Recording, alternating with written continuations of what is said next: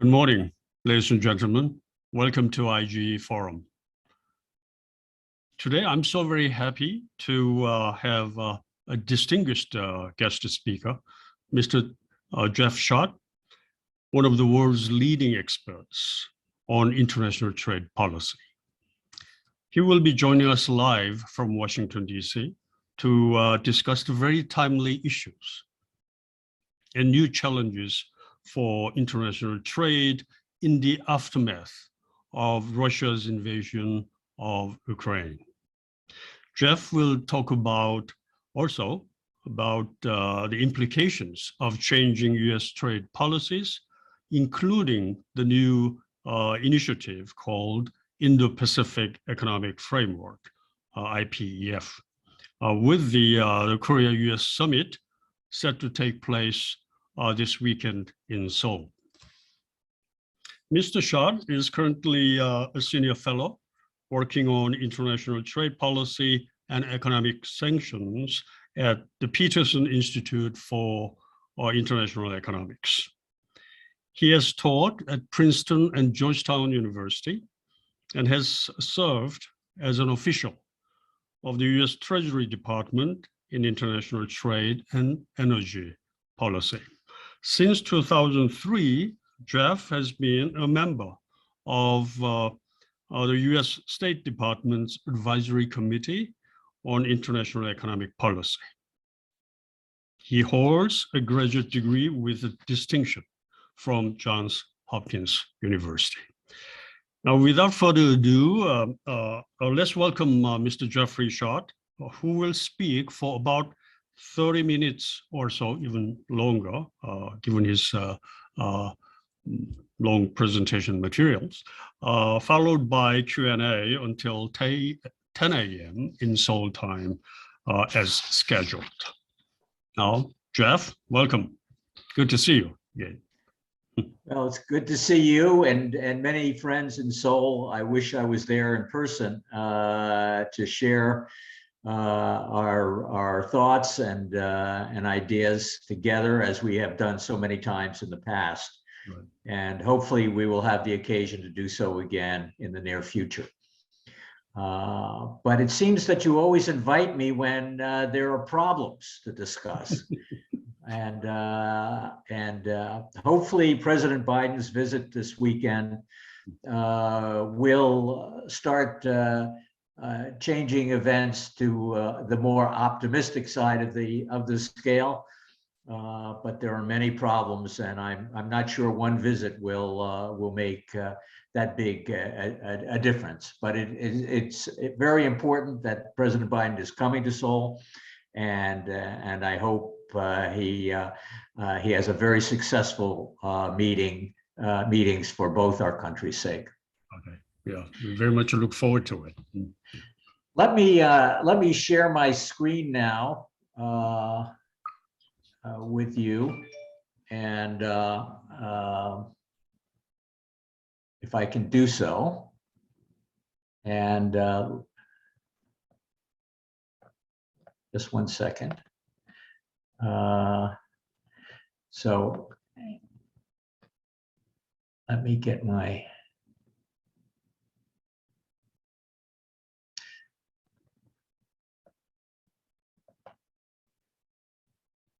Okay. And there we go. So it's a big topic I've put forward today, but I think it's much of it is obvious to those who are involved in government and business. Basically, there are great challenges. The disruptions from the Russian invasion of Ukraine are profound and will be long-lasting. And in terms of international trading system, I think it will be hard to go back to business as usual. The new normal of world trade is abnormal. And we will have, as a result of these developments, declining growth in the next 2 years from the rebound that we saw from the COVID pandemic of last year. due to an energy shock in Europe that will be very profound as Europe weans off Russian energy supplies, because of inflation and supply chain disruptions in the United States, because of COVID shutdowns in China, which are going to disrupt both production and logistics for many months to come, because of the sanctions impact on Russia and Russia's counter sanctions on those hitting them with sanctions. And sadly, because of the food and fuel shocks that will beset developing countries. And that is going to be very difficult to deal with because much of the wheat supplies, sunflower oil, and other products are being blocked because of the naval blockade in the Black Sea due to the war. The sanctions against Russia will be difficult to unravel even after military hostilities abate, because the war crimes have been so atrocious, because the damage and the attacks on civilian populations have been so severe. There will be clamor for reparations and to use funds to support the millions of people who have become refugees because of the fighting. The Korean government, the new Korean government, comes in facing all of these difficult challenges, and it will have to find a way of managing closer ties with the United States, as Korea has been doing so well so far with regard to export controls against Russia, but also in navigating how to continue to do that and maintain extensive trade and investment with China while there are these undercurrents in the world economy. Growth will slow, as I said, across the global economy, and the Institute's projections, my Institute's projections for the next 2 years are a downgrade from what the IMF and World Bank projected just a month ago. A small downgrade, but a sharp decline from the levels of growth that we saw in the rebound in 2021, both for the world economy, for the United States, for Europe, and others. And of course, Russia will face a big hit this year because of the sanctions, despite the very high energy prices that are a lifeblood of the Russian economy right now. The Ukraine war has basically blunted the recovery of world trade from the COVID shock. The World Trade Organization publishes a barometer of good times and bad times in the world trading system based on a multitude of trading indexes that they compile into this barometer. It had shown a great increase from the initial COVID shutdowns, and now we've seen a reversal. And indeed, this, which tries to forecast world trade trends a couple of months ahead of time, has already forecast a downturn. And the World Trade Organization, after trading an increase in trade, the volume of trade last year of almost 10%, now projects for 2022 increase in trade volumes of only 3% in 2022. Now, as I said, we're unlikely to return to business as usual pre-COVID. That world, which seems so complex 3 years ago, now seems relatively simple compared to the challenges that we face today. We have a decoupling of Russia from Western energy markets and an extensive divestment of Western investment in Russia.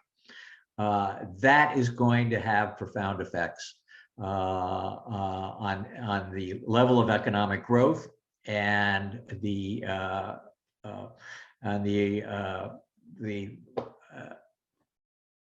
engagement of Russia in the world economy going forward. With or without Vladimir Putin, there's going to be a decoupling, extensive decoupling, and more of an isolation of Russia than we've seen since the Cold War era. There will be ongoing financial sanctions and export controls, even if the military hostilities abate. The aim will be to ensure that Russia does not have the military capabilities to engage in such aggressive action in the future. And that means a sharp continuation of the export controls in the high-tech sector that the United States, the G7 countries, and Korea have been effectively coordinating together for the past few months. That's likely to be a part of the landscape for a long time to come. The financial sanctions are likely to endure, as I said before, because there will be a clamor to garnish the funds that have been frozen so far, to seize them and disperse them for reparations and other purposes. That will cause legal battles in many countries, and when the lawyers get involved, the economists take cover, because there will be a prolonged effort, probably in legislatures and in the courts, on the disposition of over $300 billion of assets that have been frozen from the Central Bank of Russia, held outside of Russia. There will be continued pursuit of supply chain resilience, prompting subsidized competition in pursuit of national champions of industrial for production of semiconductors and batteries and critical materials. This certainly will affect Korea, though in some ways Korea may benefit from the partnership with the United States, where some of the subsidies that are being considered in legislation before the Congress today would be offered to major Korean firms that would establish production facilities in the United States. So there, in some areas, it may be a way of deepening our commercial ties, investment ties. I think in the area of investment, Korea has been a great partner for the United States. And I think the members of Congress recognize that. And this will be something that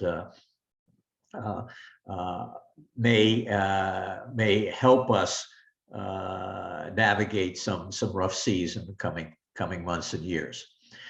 As I said, there will be a looming battle over war reparations. The United States, I think, will clearly seize the assets that it holds, but Russia had, in preparing for its military operations, done some sanctions proofing. And I suspect that Vladimir Putin thought that he would be safe by taking assets out of the US dollar, out of the United States, and putting them in euros and in Germany, where the Germans would never do anything against Russia because of their strong dependence on Russian oil and gas. That was a gross miscalculation, though it took German leaders some time to recognize that they had to stand up against the Russian aggression taking place in Ukraine. This also occurs at a time when there is erosion of multilateralism amid the continued WTO stalemate.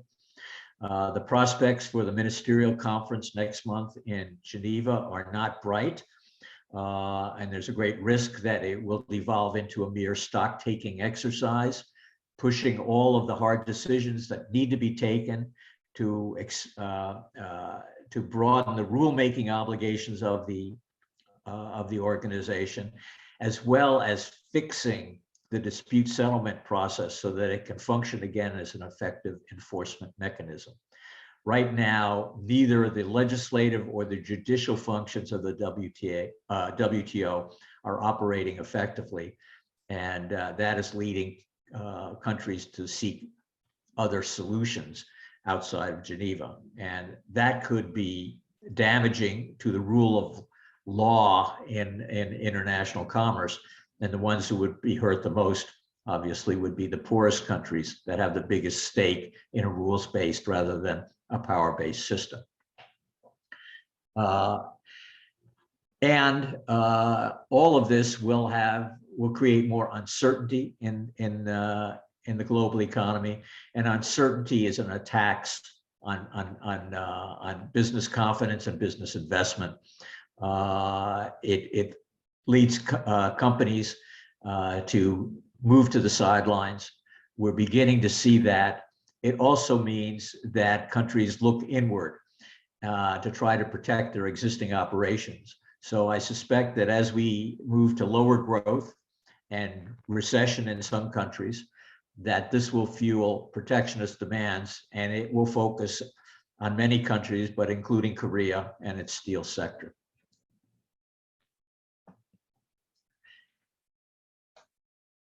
Now, Russia's invasion unsettles global economic and security challenges. What the invasion has done is let the genie out of the bottle, essentially. There's an increased risk now of great power confrontation. The Ukraine war shattered the myth that great powers would not use military force. It also unleashed what was unused in the past, but now quite evident, as very potent financial sanctions that the United States and Europe have imposed on Russia. But those sanctions and similar types of actions have been used in the past against smaller countries, Iran and others. But it makes a difference if you're talking about a major player with influence in global markets. Russia's orders of magnitude bigger than Iran in importance and military might, but we have the bigger risk, even bigger risk, that these types of financial sanctions would be threatened and used against China, which has 4 of the 5 largest financial institutions in the world by asset value. And that could be very disruptive and have great and broad-ranging systemic effects.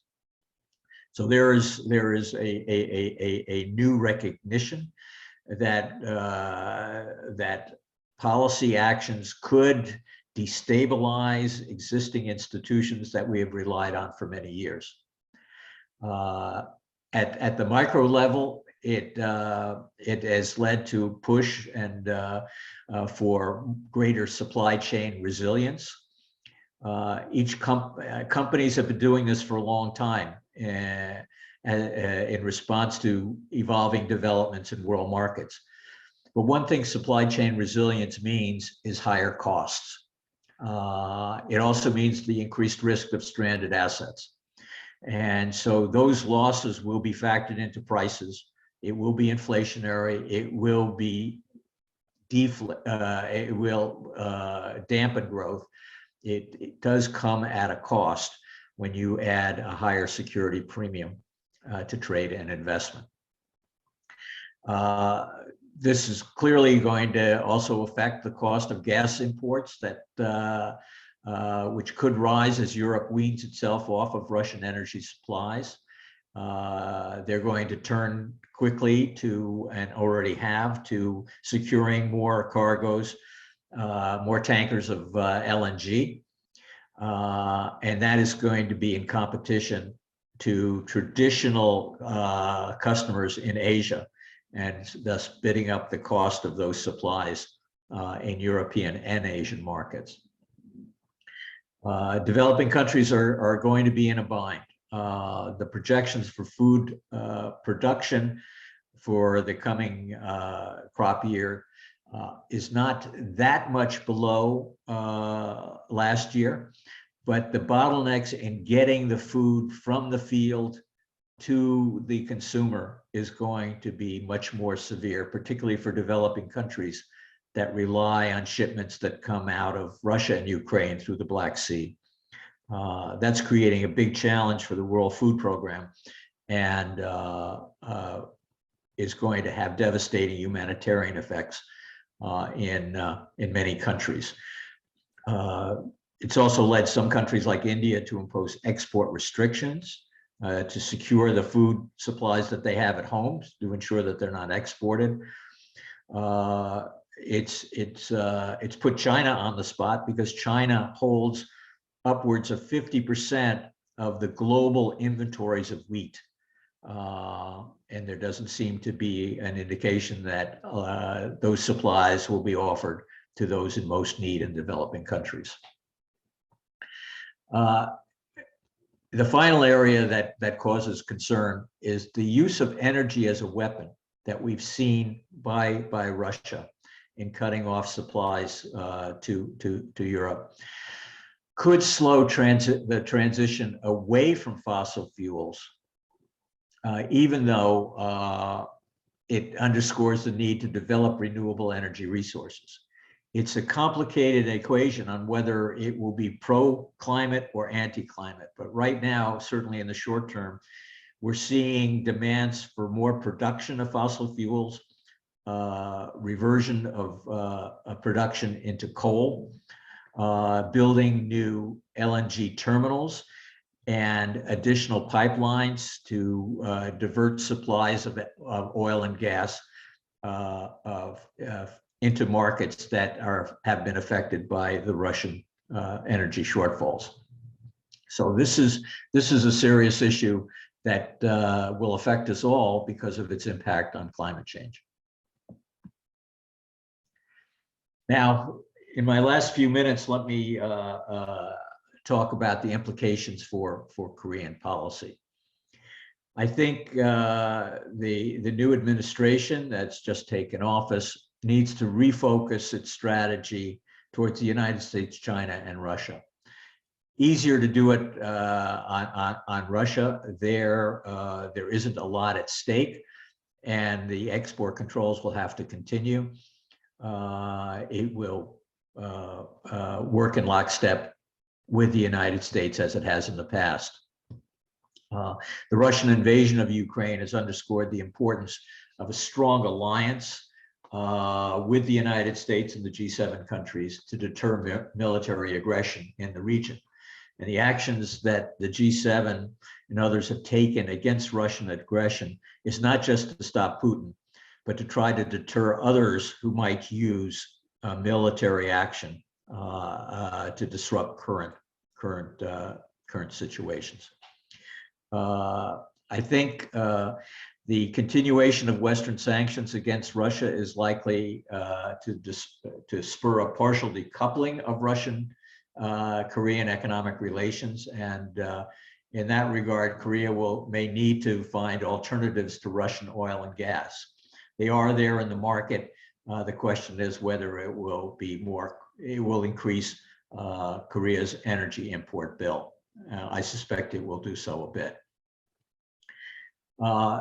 Building resilient supply chains, I think, has now become a focus not only of business strategies, but of government strategies, because of the national security implications of what happens if certain components or products are out of reach in the territory of an antagonistic country. So building supply chains, I think, will continue. It depends on implementing the RCEP, which is designed to strengthen intra-Asian supply chains through its tariff preferences for trade among the 15 countries. But that includes China, and that means not walking away from China, but using the entire RCEP region to strengthen the resilience of of the supply chains of Korean industry. And there, a particular focus, I think, needs to be on deepening Korea's ties with the ASEAN countries. And I think that's already been taking place, in part because of the new Southern policy. And then with regard to the United States, as I mentioned before, I think one of the advantages and opportunities created by the crisis will be to work more closely with the United States, as Korea has on export controls, but also on developing new strategies and capacities to promote cooperation on semiconductors, batteries, digital economy, production of vaccines. There are many areas where our two countries will be working very closely together. Now, Korea should pursue regional integration and will need to do so with RCEP, with the CPTPP, as I've spoken to this group before and many times in the past, the importance of moving forward with CPTPP, and with the new Indo-Pacific economic framework that hopefully President Biden will talk about a bit this weekend. As I said, the RCEP is important for regional integration with China and for deeper integration with ASEAN. I think there is limited scope for additional gains from the Korea-China and the trilateral Korea-China-Japan trade talks. So the benefits of deepening integration in Asia probably come through RCEP and also through Korean accession to the CPTPP. I think that should be pursued aggressively. It takes some time to go through the processes, but I think Korea is well placed to move quickly to establish so that the member countries of the CPTPP establish an accession working group to launch the negotiations to develop the protocol for Korea's entry into the pact. The United Kingdom is already negotiating its admission. It has an accession working group set up as of last September. China, which applied in September, is still consulting with the 11 countries, and I suspect it will take some time before the negotiating group is established, and then quite a bit of time to work through the very difficult issues regarding Chinese compliance with the high standards of CPTPP obligations.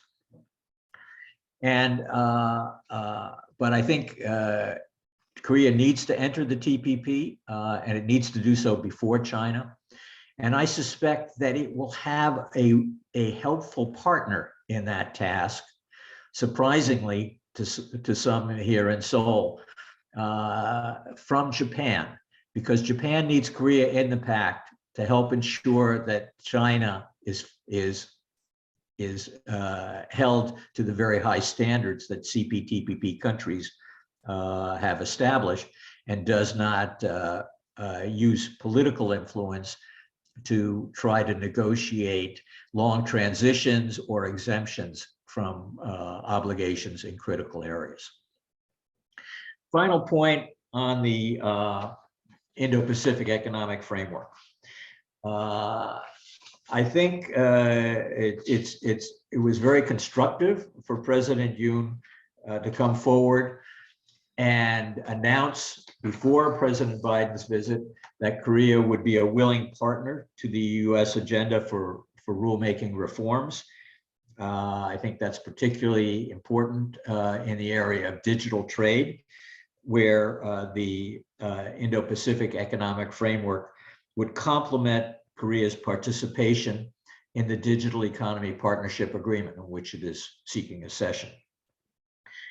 But it's to explain where the benefits lie would require a clear understanding of what this framework is and what would be required of each country that participates in each of the four pillars.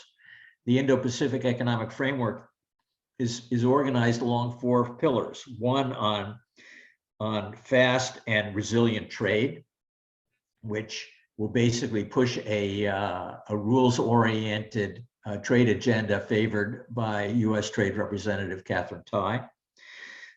It will have a pillar on supply chain resiliency, where discussions on vaccines and semiconductors and other products will, I think, take the forefront, and it will be a much more pragmatic discussion. There will be an initiative on infrastructure, particularly to support decarbonization efforts, and the final pillar on tax and anti-corruption initiatives. And the last three initiatives will be organized in the United States by the Secretary of Commerce, Gina Raimondo, who I believe will be joining President Biden in his meetings here this weekend. How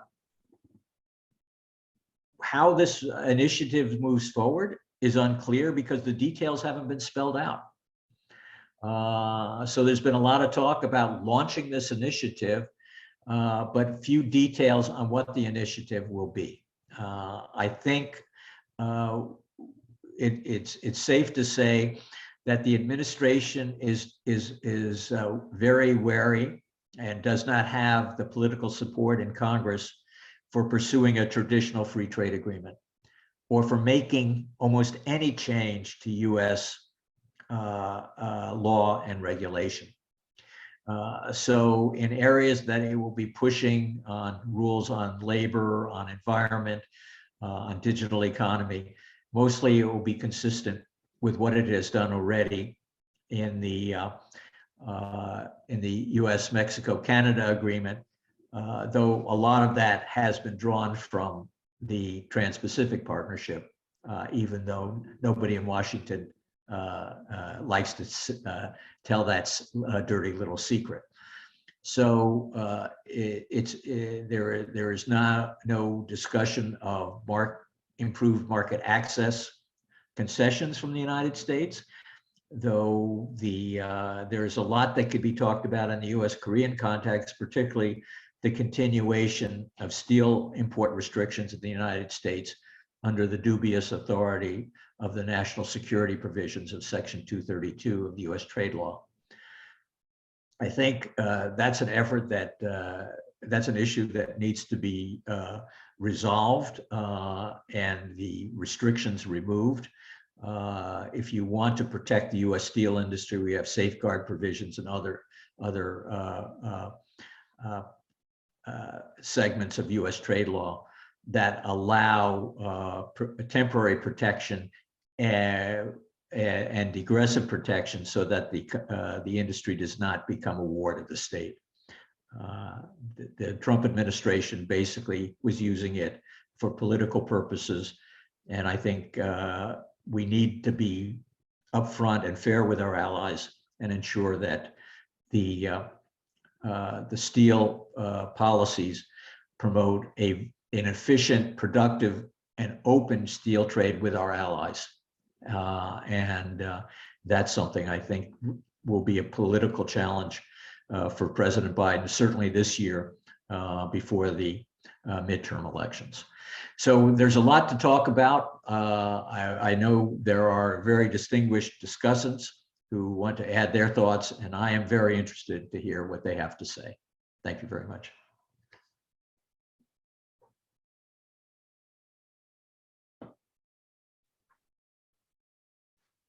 Okay, thank you very much, Jeff, for your brilliant opening speech. And also, I appreciated your updating IPEF story. Still to be sorted out, but I very much appreciated your efforts to bring us most updated information regarding IPEF. Now, let's move on to Q&A with outstanding discussants whom we invited. First, I would like to start with Ambassador An Ho-young, who is currently president of the University of North Korean Studies and has served, as you know, as Vice Minister of Foreign Affairs and International Trade, as well as Korea's ambassador to the United States before. So let's welcome Ambassador An. You are on.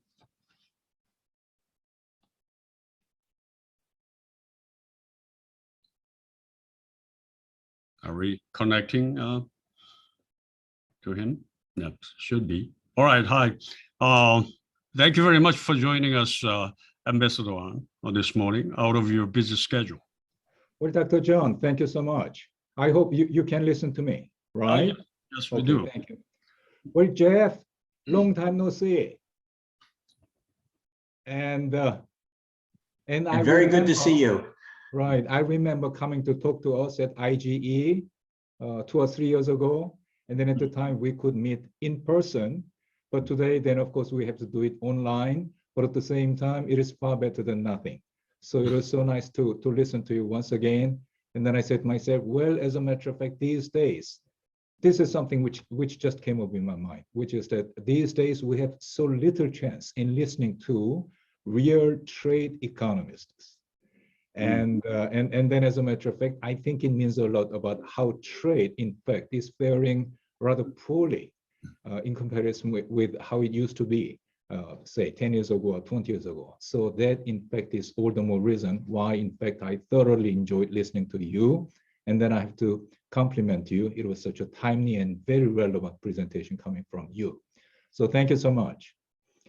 And I know we don't have too much time, so I will make only 2 points. You do have quite a bit of time to raise questions. Is that right? Okay. Well, as a matter of fact, I thought about making only 2 points, but well, with respect to this kind suggestion coming from Dr. John, then I think I'm going to make 3 points. My first point is with respect to the supply chain. And Jeff, you already mentioned a lot about supply chain resilience. And then one thing I wanted to share with you is how seriously this issue is being looked at here in Seoul. So I think it was just last week, the FKI, Federation of Korean Industry, it conducted opinion poll with about 150 professors of economics here in Seoul. And then the question was a very straightforward one, which is, in your mind, what is the biggest challenge for Korean economy at this present moment?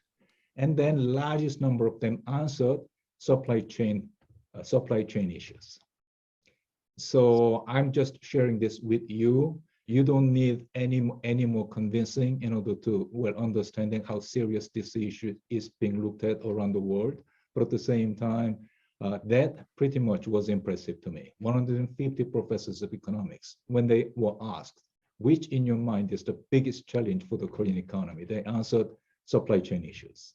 And then I think there are all different kinds of supply chain issues, but I think for most of them, I mean, the Korean economics professors, when they say supply chain issues, then I think one supply chain issue which would have been heaviest in their mind would have been, say, parts and materials for our industries, for semiconductors and for batteries. So that's the first point I wanted to share with you.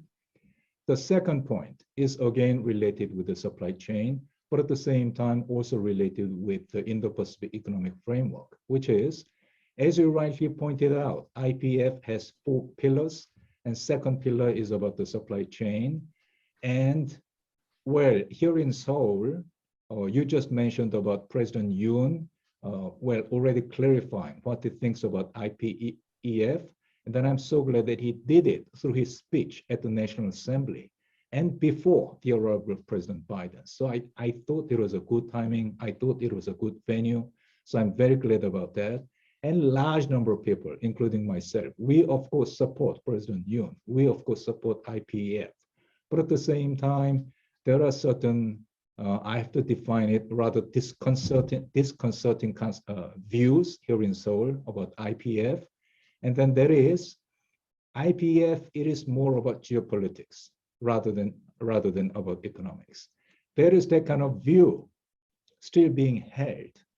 And I think we should be thinking about how we should be dealing with this supply chain issue. And then as you rightly pointed out, at company level, they are working very hard. And at government level, then they are setting up all those well, task forces, et cetera, And then talking about your point, which is that some governments could be looking inward. Definitely, that is not going to be the case with the Korean government. Of course, they will try to come up with an answer through going outward rather than inward. So that I know for fact. But at the same time, when it comes to the US government is the US government. So I think it could be doing something meaningful regionally as well as globally in order to address this widely held concerns about supply chain. And then that, in fact, I mean, one good venue through which you could be doing it would be through IPEF. And you are right in the sense that where the proposals are there, but at the same time, things are not very clear yet. And then we could be saying, well, it is, well, in a sense, it offers the opportunity for all the participating countries to, well, in a sense, draw the picture in accordance with what they wish to see, right? So that will be an advantage. But at the same time, when I said United States is the United States, where you in fact have been a leader of not only economics, not only the foreign policy, but at the same time, a leader of intellectual, say, framework. So I think if you could, I mean, United States could develop a cogent explanation about how IPEF could help the participating countries with supply chain issue, then I think it will be go a long way to even further strengthening support for the IPEF proposal. Well, as I understand it, the leaders of ASEAN have been to Washington, D.C., 8 of them. And I was very encouraged about it because during my time in Washington, I'm talking about 2017, I think it was the very first time that new Secretary of State Peterson, he invited foreign ministers of ASEAN at that time. And then I was encouraged about it. And then at that time, one key issue addressed by Mr. Tillerson, as well as foreign ministers coming from ASEAN, it was North Korean nuclear issue. That, in fact, was one of the reasons why I was encouraged. But this time, again, President Biden invited all the leaders of ASEAN to Washington, D.C. And then I said to myself, well, as a matter of fact, it will carry a very important message with ASEAN countries in the sense that how, where President Obama has been talking about the pivot to Asia, rebalance to Asia, but at the same time, I think this kind of gesture coming at the level of the head of the state of the United States, I think it will go a long way to reinforce in the minds of ASEAN leaders about how importantly they are being treated in Washington, D.C. But the reason, the point I wish to emphasize once again would be what I'm reading in the newspapers is that where they, I mean, when I say they, then 8 leaders of ASEAN, they were very cautious in fact, addressing this issue of this strategic relationship between United States and China. And that, in fact, is all the more reason why IPEF, I hope you could come up with more cogent explanation about what could be achieved through that proposal, given this context, which you already mentioned about United States doesn't have any negotiating authority. But I think it can be done. I know the United States, so I think United States come up with a very convincing, say, explanation about what kind of in a sense, very relevant, say, service which could be provided, relevant help which could be provided by the IPEF, especially with respect to the second pillar, which is supply chain. So those are 2 points, related points about supply chain. My third point is about, say what you said about, say, USTR-TAE, and then how she wishes to, well, in a sense, re-strengthen rule-based international trading system. And you already mentioned it about how WTO is not functioning the way it should be. And then, as you rightly pointed out, it applies both to rulemaking as well as rule adjudicating. And well, this is something I always believed in, which is that what is the international system which have been built by the United States after World War II? I mean, this is something we have been calling rule-based liberal international order. And Korea has been a huge beneficiary of this order, rule-based international order. And then about this rule of law, this is what I have always believed in, which is that, well, rule of law at the global level would not be possible without the United States supporting it. And then when, say, Russia invaded Ukraine, again, the reason why what President Biden said carried so much weight with so many governments around the world is because of this track record of the United States, always standing with the rule of law. And I have to say, same thing, we must see the same thing at the WTO, in the sense that, well, when the appellate body cannot be constituted because of the position being taken by the United States, I think it, in fact, would not be very helpful to, well, in a sense, reinforce this track record of the United States, not only having proposed the rule of law, but at the same time, having made it possible to maintain rule of law at the global level. So those are. Could you wrap up your question as quickly as possible? Well, as a matter of fact, I was just on the point of doing it. Well, these are 3 points I just wanted to make. So originally, I just wanted to make it 2, but at the kind invitation of Dr. John, I made it 3 points. Thank you.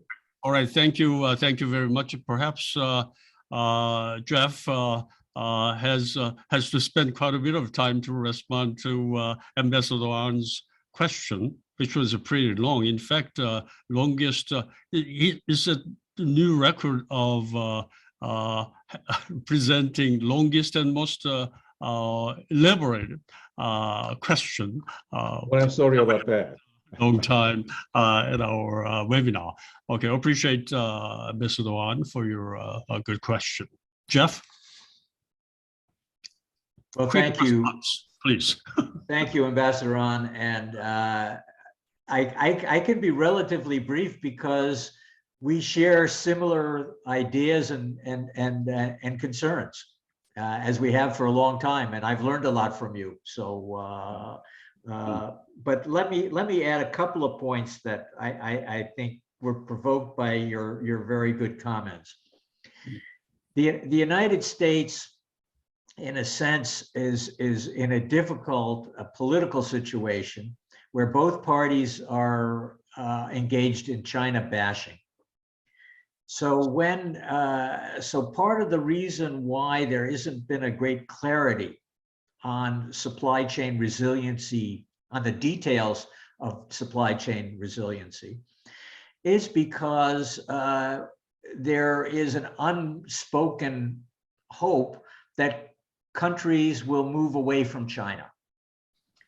And yet at the same time, and towards our friends. And in fact, Gina Raimondo coined the term friend-shoring during an interview with Adam Posen at our institute last fall. A little different than nearshoring, to ensure that our friends in Asia would be the focus of our new attempts to help restructure supply chains. But this strategy by the United States doesn't take into account that all of our friends have extensive trade and investment relations with China that they don't want to walk away from. In fact, the Prime Minister of Singapore put it best. They said, we want to work with both China and the United States, and we hope that China and to help China and the United States work together. And that, of course, is much more difficult than it was a few years ago, both because of policies in Washington and because of policies in Beijing. But I think that's why it's so important that Korea continue its engagement with its Asian allies through RCEP and through CPTPP, and use that as a means of strengthening the position of Korean firms in the region. And that's why the focus on on ASEAN is so important. That's I think an important distinction that needs to be made. There are some areas where you talk specifically about semiconductors, where it's a lot easier because there are export controls on certain technologies, where there's an interest in production, whether semiconductors or batteries or other automobiles, where Korean firms have already engaged and invested in the United States, and both our countries are benefiting from it. But there is also the risk that I need to point out, that if this China bashing accelerates, as it could well do in the run-up to the midterm elections, as you know very well, Ambassador An, that could provoke calls for more sanctions against China. The situation in Xinjiang, in Hong Kong, it's already led to legislation in the US Congress that call for sanctions. And that could put companies, both US companies and Korean companies and those of other friends, in a difficult position, because they would then have to comply with US sanctions or face penalties of US secondary sanctions. But at the same time, the Chinese have instituted an anti-sanctions law to say, no, you can't comply with foreign sanctions against us. And so there are a number of companies, a number of financial institutions that potentially could be caught between a rock and a hard place. And so our leaders have to be very careful in navigating the relationships with, and this is particularly important for Korea, to navigate the relationship with China and the United States, so that it can maintain and strengthen and deepen our ties and not fall victim of some sanctions efforts. That, I think, is critical. The last point is, I think, very well. You raised the ASEAN membership. It's going to be very difficult for all ASEAN members to meet the trade agenda set by Ambassador Tai. This is a way of sort of upgrading even the CPTPP and TPP requirements in areas like labor and environment. And a number of ASEAN members weren't able to even make the step towards CPTPP. So there is a concern in the ASEAN that inadvertently the Indo-Pacific initiative could be a divisive factor within ASEAN. And that certainly needs to be avoided. And I think US officials need to think carefully about that as they construct their strategy going forward. The last point on the WTO, I agree the United States has not been constructive in trying to find a resolution on dispute settlement. We at the Peterson Institute have been fortunate this past year to have with us Alan Wolf, who stepped down a year ago as Deputy Director General of the WTO. In his place, we sent Annabelle Gonzalez, who was working with us, and she is now trying to push WTO reforms in Geneva, but that's a very difficult task. But Alan and I and a few others have been working on WTO reform proposals that would try to bridge the gap and bring the United States back to the negotiating table. I suspect, though, that given domestic politics, the Biden administration does not want to go back to the negotiating table this year. And the longer we have an impasse in Geneva, the more difficult it is to try to resolve the problems. and new problems arise, like the war in Ukraine, which has now raised the specter of a broader use of Article 21, the national security exemption, to basically get out of existing WTO obligations.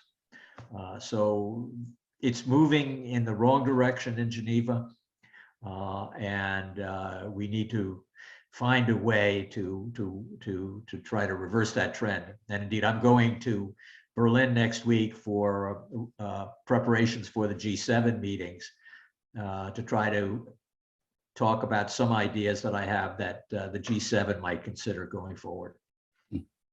Okay, thank you very much. Dr. An, are you satisfied with Jeff's response to your question? Thank you very much.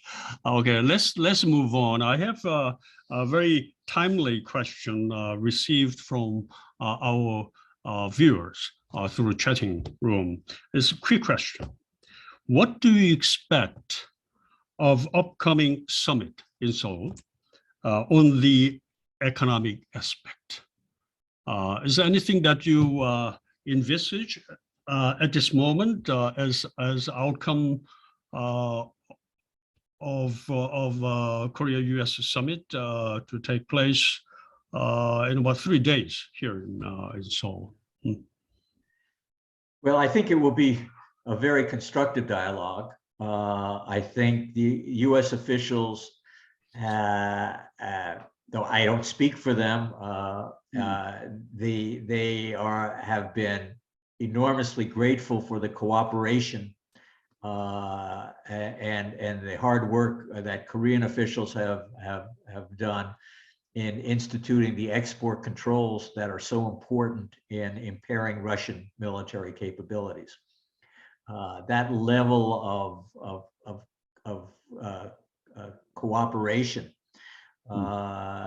has been enormously important, and I think is really appreciated in Washington. I think that's one of the reasons why there will be a great interest in encouraging further Korean investment in the United States, resolving problems when that arises, as it did in the battery dispute between 2 Korean companies, but also hopefully in providing some funds for semiconductor facilities to be offered to foreign firms in friendly countries. And certainly the most important on that list would be those in Korea. Okay, appreciate that. Well, in fact, Dr. An Chung-young, whom you know well, was supposed to join us, but apparently there is a technical trouble getting in. But instead, he just forwarded his questions. Just let me read just part of it to get a sense about what he was planning to raise with you. Again, IPF is a popular topic here, so here comes again. Some of the points you have already addressed, in my view, but let me read it through. How is the IPEF differentiated from existing free trade pacts, say CPTPP, or to a lesser extent RCEP, because IPEF contains many similar elements of the 2 free trade parts, although in different degree. Some analysts raise question on the inclusivity and durability of the new regional architecture. What is your take on this view, on this point? What sort of complementarity you see amongst 3 then? We have a CPTPP, Japan pretty much leading that efforts, and RCEP, China is on the front, and now IPEF is essentially US driven. initiative to improve resilience of supply chains. Well, I think those concerns are understandable and need to be addressed by U.S. officials. They haven't been so far. What U.S. officials have said is they don't believe that the old model of free trade agreements is appropriate for the more rapidly evolving nature of doing business in the 21st century. And they feel that there has, and this is, I think, derives from the progressive wing of the Democratic Party, but it's also supported by the protectionist right wing of the Republican Party. And as Ambassador Ahn knows, there's an unholy alliance between the extreme left and the extreme right in US politics with regard to trade. They feel that the trade policy in the post-war era has benefited corporations far more than it has benefited workers. And so the slogan of the Biden White House, and certainly of Ambassador Tai, has been to restructure trade policy to make it more worker-centric. Now, I'm not exactly sure how you make it worker-centric beyond building more protections for labor rights, labor standards in international agreements. A start has been done in the TPP and CPTPP, goes well beyond what was in the traditional US free trade agreements of the past, including KORUS. And so in that respect, one of the ways you could look at the Indo-Pacific initiative is a way of upgrading part of the rulemaking obligations of existing agreements without opening up the agreement itself. And from a Korean perspective, that's a very good thing. And indeed, interestingly, but at great cost in terms of lost steel exports, the Korean negotiators avoided a reopening of the KORUS FTA during the Trump administration, when it looked like Trump was going to basically rip the thing up. In fact, he threatened to rip it up more than once. So this would be a way of advancing the work done among a subset of trading partners, those who have the capability of administering and enforcing more rigorous obligations with regard to labor, with regard to environment, dealing with investment, particularly to spur decarbonization efforts, and advancing the governance of digital economy. Now there, I think it's going to be a little more complicated. We have a template in the USMCA, in the agreement that the United States and Japan reach, which is basically the same thing. And we have very similar and in some ways additional obligations that have been included in the Digital Economy Partnership Agreement. And Korea has applied for accession to that agreement. I think that will be very important.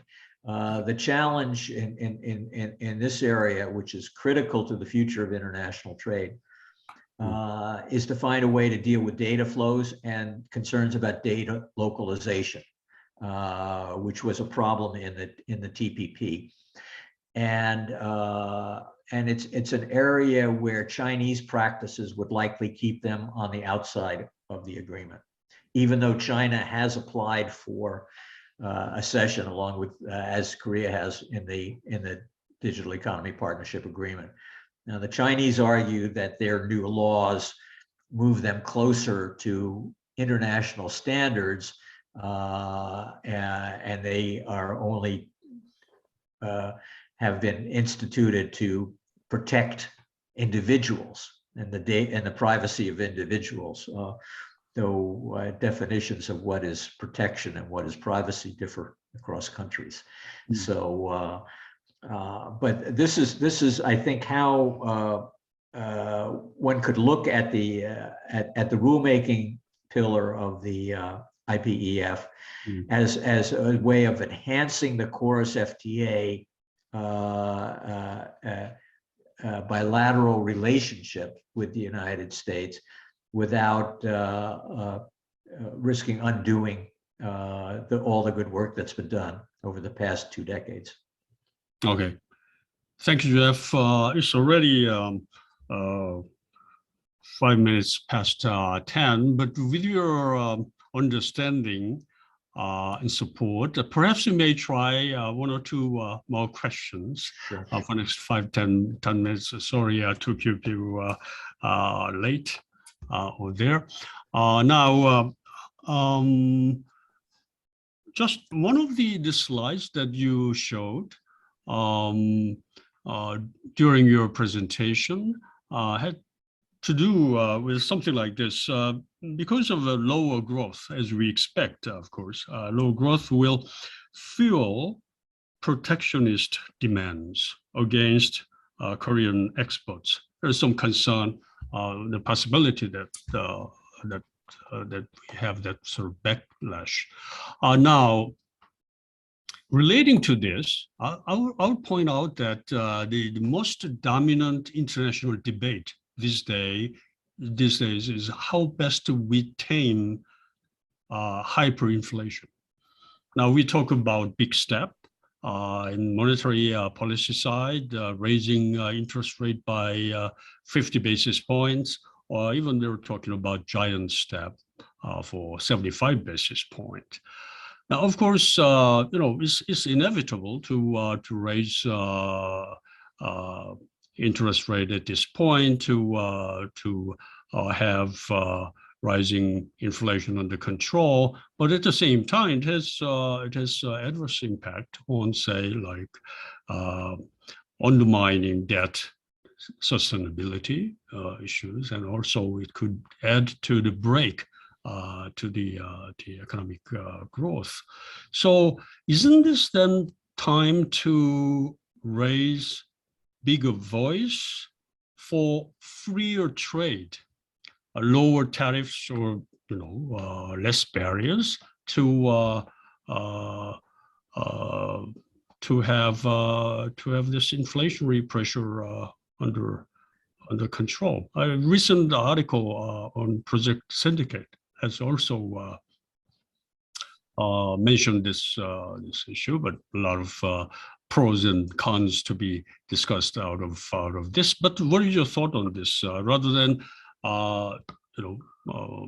having more protectionist arguments at this very difficult time, macro environment, I think it's at least temporarily. We need to have more leeway for freer trade.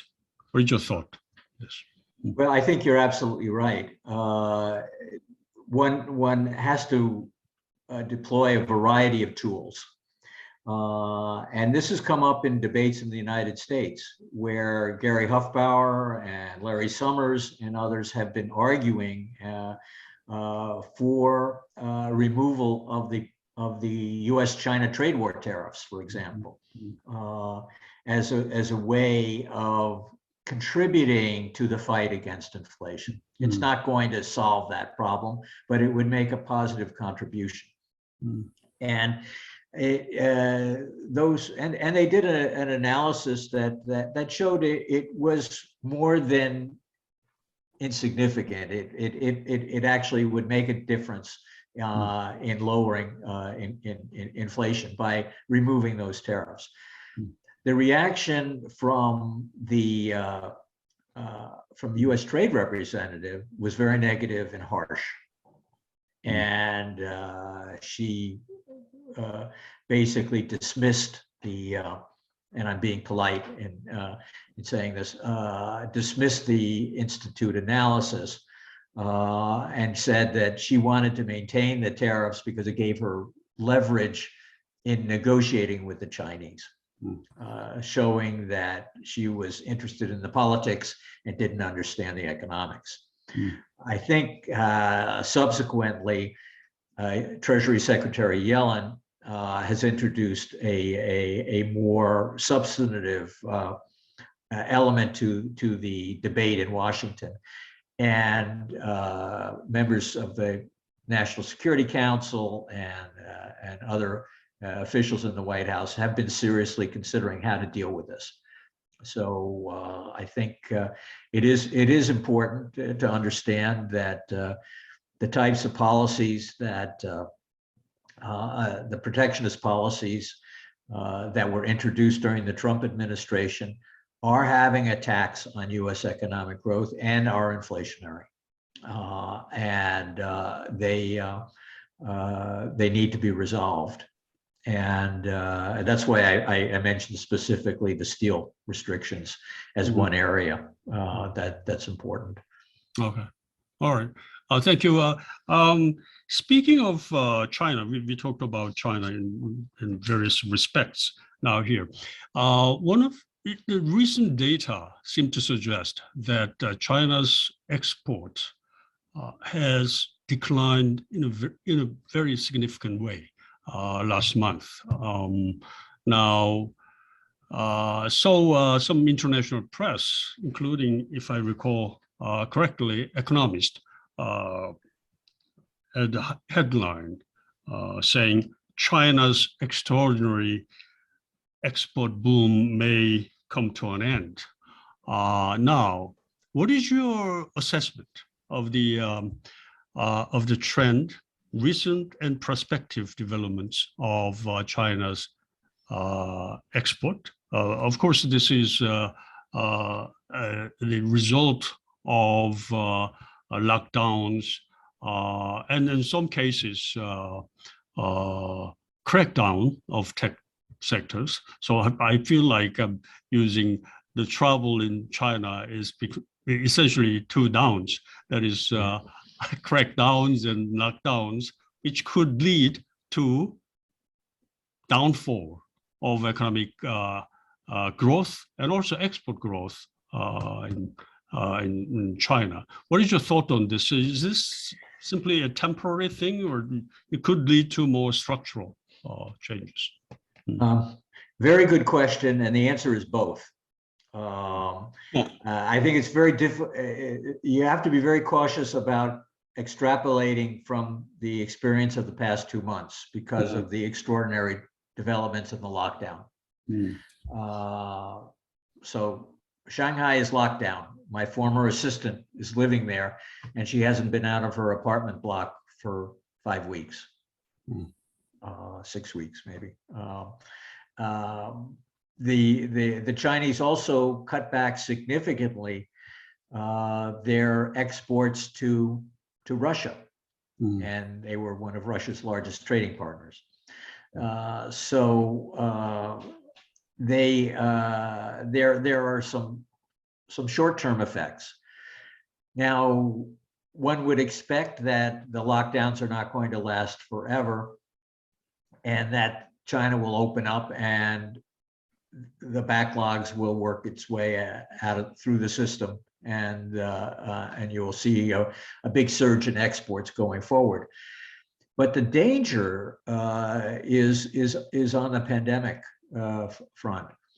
And the concern that I have is that China has been rather insulated from the rest of the world in terms of the pandemic. It has kept its market pretty closed.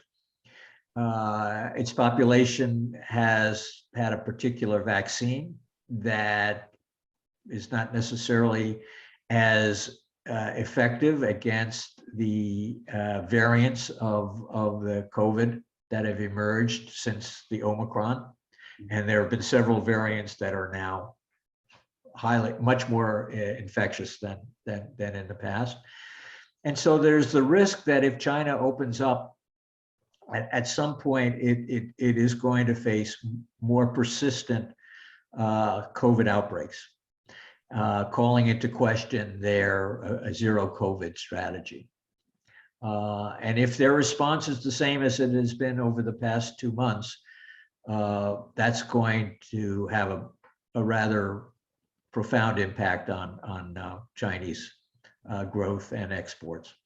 So there's a danger there.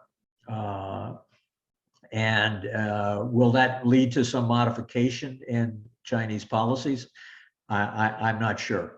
But certainly China has the infrastructure and capability to recalibrate its policies and resume being a very dynamic exporter. Okay.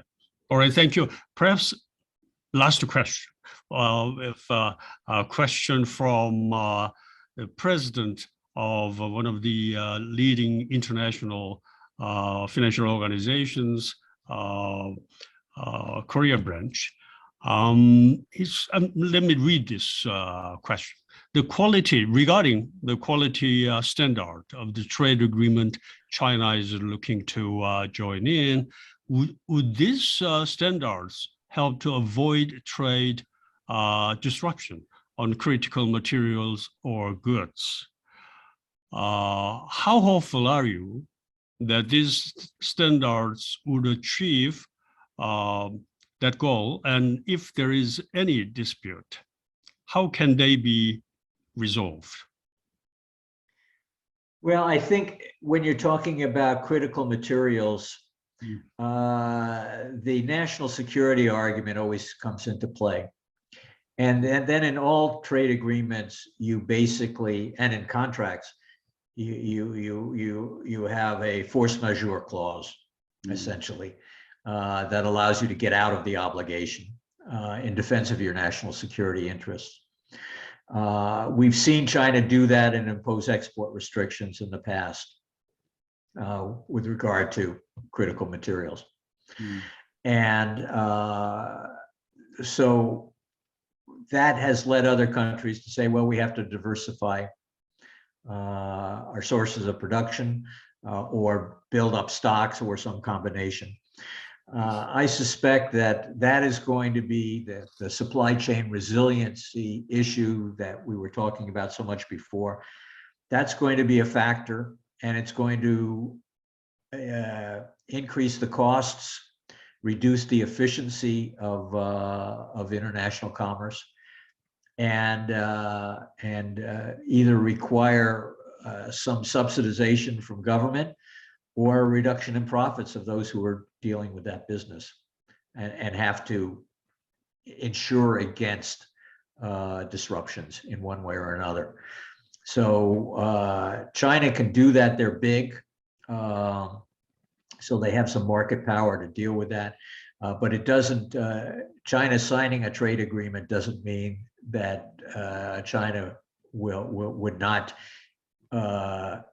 block, impose export restrictions or block goods at its border for economic or political reasons. And that's a risk. And it doesn't have to be an official action. As Korea knows, Chinese officials can encourage a consumer boycott of foreign goods and just say, we are going to rely on domestic production. Okay, thank you, your thought. Well, it's time to close. Thank you very much, Jeff, for sharing your intelligence, insight with us today, and not just for 1 hour, 1 hour, 20 minutes going now here. Very much appreciate your joining us this evening, late hours over there. And I, like you said earlier, I very much hope to see you in person very soon in Seoul or in Washington, D.C. I would also like to take this opportunity to thank our viewers, members of IGE, and great support from Chairman Sung Gi-hak Vyongwon Corporation, who kindly, graciously support this event today. I thank you once again very much, Jeff. Bye now, and hope to see you very soon. Okay. I hope so. Thank you very much for inviting me. Okay. Thank you.